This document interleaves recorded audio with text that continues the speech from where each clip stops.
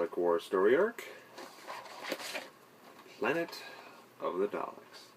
And the story for Planet of the Daleks is: the TARDIS arrives on Spiridon, an inhospitable planet where the vegetation is hungry and extremely dangerous. The Doctor has been badly hurt and has fallen into a coma, so it's up to his concerned assistant, Jo, to leave the safety of the TARDIS to find help. She soon discovers a jungle containing invisible creatures, and that the planet is hiding a terrible secret about the Doctor's oldest enemy, the Daleks. Continuing from where our frontier in space ended, a new story begins, one filled with great action and adventure. The Daleks return once again, and in this story, the Dalek Supreme is designed slightly different from that he was in Frontier in Space. The Supreme is still gold, but the two lights on its head are square instead of round, and the eye stalk flashes as well as the two lights on when it talks. It's a better look and makes the Supreme stand out more and make him look superior. How else can I say it? Other than the Daleks, there is another species introduced that inhabits this planet called Spiridons. They are invisible creatures that help the Daleks. However, one helps our heroes. Not much can be said about them since they are invisible, but I can say that they are a loyal species. The technique to make them invisible is color separation or overlay, or blue screen.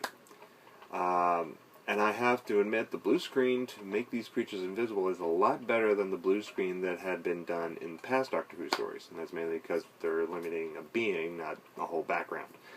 For the first time since the original Dalek story in 1963, we see the Thals. For those who don't remember, the Thals are the other species that lived on Skaro with the Daleks. When last we saw the Thals, they were more barbaric, but educated. Now they are more educated and capable of space travel, and their costumes have the same tubular design as their barbaric clothes did in the previous serial, but updated into more of a space suit. And this time they are more organized and have more of a militaristic thought pattern towards the Daleks.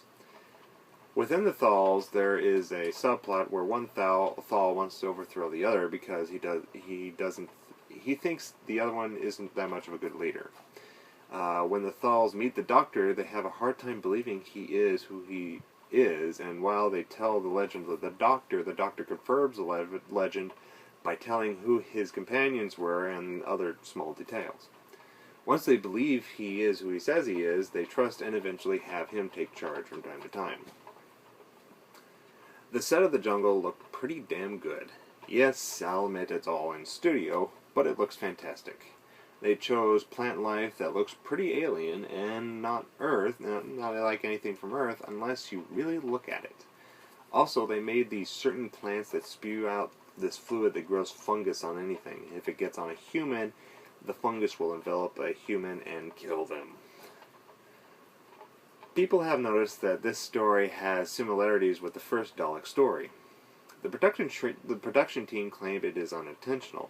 Some people think it is either because it's the 10th anniversary special and this is a celebration story with the Daleks, or the writer and creator of the Daleks, Terry Nation, got lazy and used elements from the script of the Daleks for this one.